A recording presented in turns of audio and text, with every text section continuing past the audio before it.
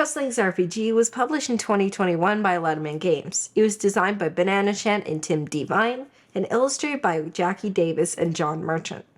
Letterman Games provided this and So You Want to Be a Paladin in exchange for an honest review. 3 to 5 players travel around town to solve problems in order to gather items for their personal goals. In this game, one player is the GM and the others play as kids and their magical inner heroes. The game comes with 6 pre-generated kids with their corresponding inner heroes: Bard, Druid, Mage, Monk, Paladin, and Ranger. Use the blank hero sheet to create your own character and inner hero. Fill out characteristics such as pronouns and favorite foods. You'll be given a goal and you need to come up with 3 items needed to fulfill it. Perhaps you're going camping and need supplies. Each half of a player's character has 3 skills: creativity, determination, and problem solving. Players assign +2 bonus to their strongest skill, no bonus to their weakest, and a +1 bonus to the remaining. These modify skill checks during the game. Boosts are bonuses gained by failing rolls or helping your friends. These can be spent to reroll skill checks or move farther on the map. Kids roll a 6-sided die, d6, on skill checks. Inner heroes roll a d8. Whether a player passes or fails, they explain to the group the result, allowing for player-controlled storytelling. Once players move to a location, the GM chooses and highlights one player and presents them with a problem to solve in their kid form. Often, an unexpected event or situation switches the scene to a fantasy version where the group can work together on their new problem. Once someone obtains all their items, they may continue to help their friends achieve their goals. Afterwards, each player travels to any location and walks the group through their wrap-up story. To break it down, move to locations to solve problems, heroically help others, and find items to achieve your goals. That's Questlinks RPG. Our games of Questlinks RPG have averaged about 120 minutes, including setup and takedown, which is minimal as there is only a map, the rulebook, and the character sheets and pencils for the players. Game length varies depending on player count, discussions and decisions, and tasks and items, and how much the game master is willing to push the story. Each player, including the GM, only needs the space the size of a placemat.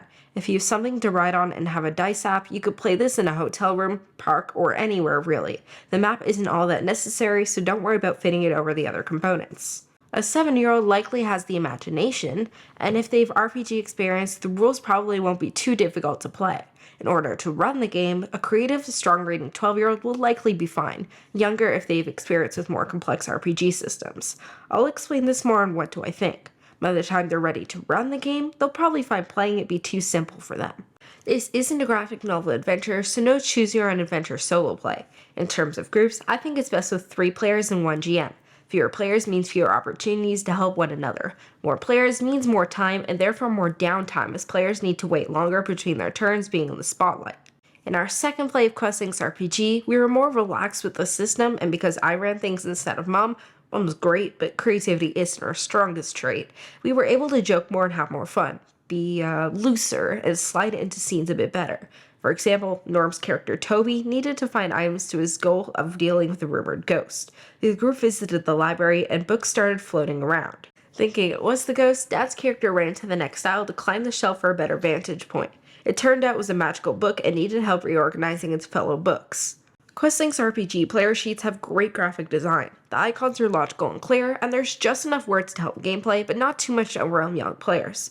There's even a space for pronouns. Maybe I changed stats to stat modifiers to make it more obvious that the numbers are added to rolls.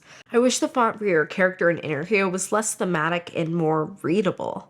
The red, amber, green system have distinct faces and let players express their comfort or discomfort level with how scenes are going.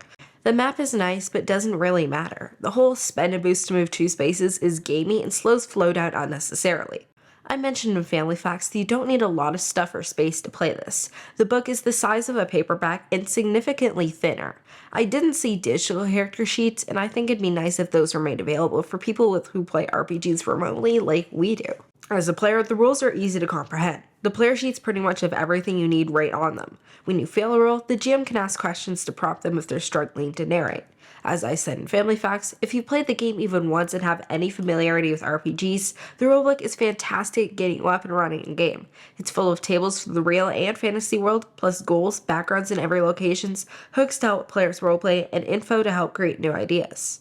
Unlike D&D where the DM narrates failures, and most of the time it's bad, this system puts things in the player's hand. You have a 50% chance of succeeding even before adding stat modifiers, and failing isn't the end of the world. I was gonna say it reminds me of Call of Cthulhu, but failing there often quite literally is the end of the world. Despite being aimed at younger players, there are opportunities to make decisions. Players can try almost anything to solve a problem and can find or use many items to fulfill goals. This makes it simpler for players to respond to failure or come up with options if unsuccessful in a check.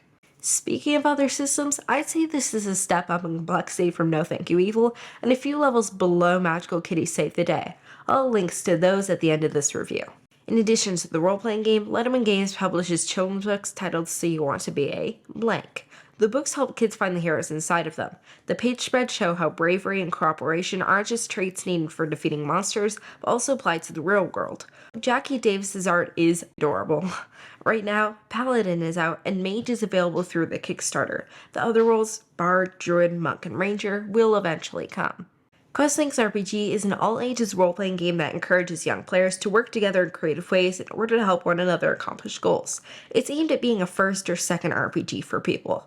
If kids are interested in getting into RPGs, this is a good introduction that could be great if there's just a bit more to the characters and goals. Would a beginner notice this?